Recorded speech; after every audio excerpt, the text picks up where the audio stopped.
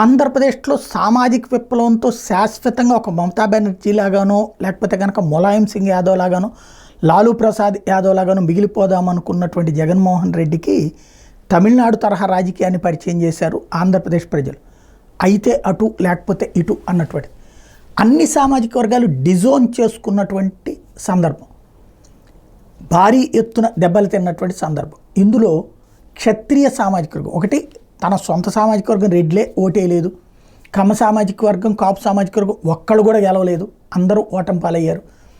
ఇక క్షత్రియ సామాజిక వర్గం అంతే శూన్యం. ఆ సామాజిక వర్గం తరపున గెలిచినటువంటి ఎమ్మెల్యేలు మొత్తం 7.